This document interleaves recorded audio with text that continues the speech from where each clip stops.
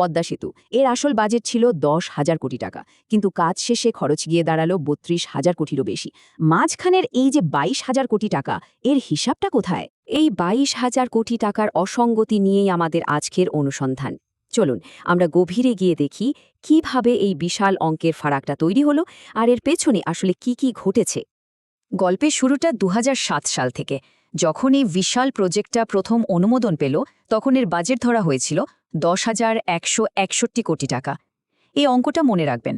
কিন্তু অবাক করা ব্যাপার হলো, মাত্র 4 বছরের মাথায় 2011 সালেই বাজেটটা প্রায় দ্বিগুণ হয়ে গেল, 20,507 কোটি টাকা। একটা প্রকল্পের খরচ এত দ্রুত কি করে দ্বিগুণ হয়? আর এখানেই শেষ না। যখন প্রকল্পের কাজ পুরোপুরি শেষ হলো, তখন ফাইনাল খরচটা গিয়ে দাঁড়ালো 32,605 কোটি টাকায়, মানে মূল বাজেটের 3 গুণেরও বেশি।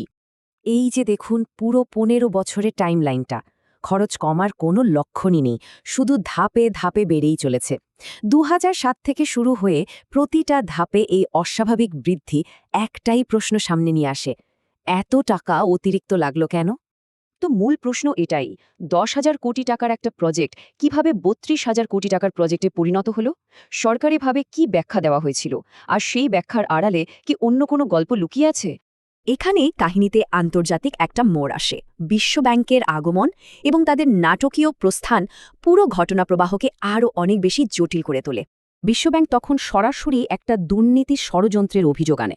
তাদের ভাষ্যমতে ক্যানাডার একটা বড় নির্মাণ কোম্পানি SNC-Lavalin বাংলাদেশের মন্ত্রী আর সরকারি কর্মকর্তাদের ঘুষ দেওয়ার একটা পরিকল্পনা করেছিল।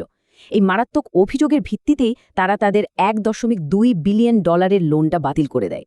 বাংলাদেশ সরকার তখন বিশ্বব্যাংকের এই অভিযোগকে পাত্তা না দিয়ে সরাসরি নাকচ করে দেয়, আর দেশের দুর্নীতি দমন কমিশন মানে দুদক তারাও একটা তদন্ত করে, এবং তদন্ত শেষে তারা জানায় যে দুর্নীতির কোনো প্রমাণই নাকি পাওয়া যায়নি।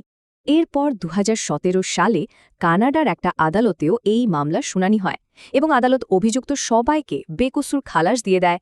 তো প্রথম দেখায় মনে হতেই পারে যে সব অভিযোগ মিথ্যে ছিল আর ব্যাপারটা এখানেই শেষ। কিন্তু এখানেই গল্পের আসল টুইস্ট। খালাস পাওয়ার কারণটা কিন্তু প্রমাণের অভাব ছিল না, কারণটা ছিল একটা আইনি মারপ্যাচ। মামলার সবচেয়ে গুরুত্বপূর্ণ প্রমাণ ছিল টেলিফোনে আড়ি পেতে রেকর্ড করা কথাবার্তা, যেটাকে বলে ওয়ায়ারট্যাপ। কানাডার আদালত সেই প্রমাণটাকে সাক্ষ্য হিসেবে গ্রহণই করতে চায়নি। তার মানে হাতে প্রমাণ থাকার সত্ত্বেও সেটা আদালতে ব্যবহারই করা গেল না। বছরের পর বছর কেটে গেল, হঠাৎ করেই এমন একটা তথ্য সামনে এলো যা পুরো ঘটনাকে আবার নতুন করে সামনে নিয়ে আসে। যে দুদক একসময় বলেছিল কোনো প্রমাণ নেই, তারাই কিনা মামলাটা আবার খোলার সিদ্ধান্ত নিল। সরকার পরিবর্তনের পর সেই একই দুদক এখন বলছে যথেষ্ট প্রমাণ থাকা সত্ত্বেও গায়ের জোরে মামলা বসিয়ে দেওয়া হয়েছিল। ভাবুন একবার, এই কথাটা তাদের আগের রিপোর্টের ঠিক উল্টো। এটা তো একটা ভয়ঙ্কর স্বীকারোক্তি। তাহলে এখন একটাই প্রশ্ন ওঠে, যদি দুর্নীতির যথেষ্ট প্রমাণ প্রথম থেকেই ছিল, তাহলে কার ইশারায়, কার স্বার্থে সেই তদন্তকে তখন ধামাচাপা দেওয়া হয়েছিল?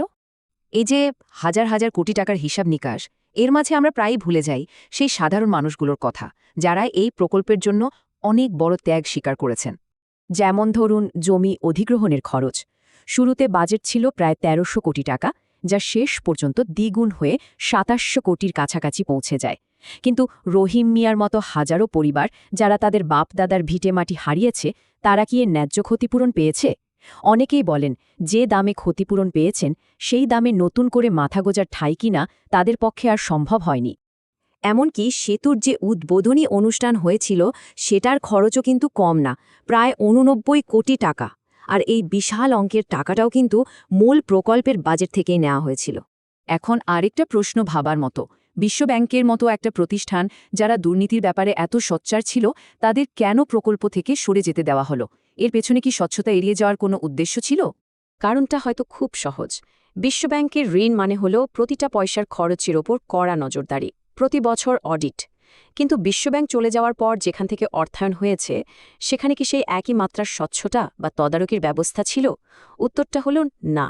ভারতের বান্দ্রা ওল্লি সিলিংকের সাথে তুলনা করলে খরচের এই বিশাল ফারাকটা আরও পরিষ্কারভাবে চোখে পড়ে। দেখুন, দুটো সেতুর দৈর্ঘ্য প্রায় কাছাকাছি, অথচ খরচের ব্যবধানটা আকাশ আর পাতালের মতো। হ্যাঁ মানছি, পদ্মা নদীর ইঞ্জিনিয়ারিং চ্যালেঞ্জ অনেক বেশি, কিন্তু সেই চ্যালেঞ্জের কারণে খরচ কি ১৭ গুণ বেড়ে যেতে পারে? তাহলে এই যে এত এত অতিরিক্ত খরচ, এর সব বোঝা শেষ পর্যন্ত কার কাঁধে গিয়ে পড়ছে? এই বিপুল পরিমাণ টাকাটা আসলে কে দিচ্ছে? নিয়মটা হলো সেতু কর্তৃপক্ষকে আগামী ৩৫ বছরে সরকারকে সুদসহ ৩৬,০০০ কোটি টাকা ফেরত দিতে হবে। আর এই পুরো টাকাটাই আসবে সেতুর টোল থেকে, মানে সাধারণ মানুষের পকেট থেকে।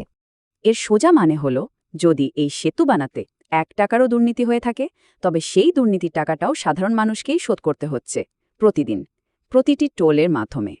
এই ধরনের ভিডিও যদি আপনার ভালো লাগে তাহলে অবশ্যই সাবস্ক্রাইব করে আমাদের সাথে যুক্ত থাকুন। নিয়মিত এমন আরও ভিডিও পেতে পাশে থাকুন।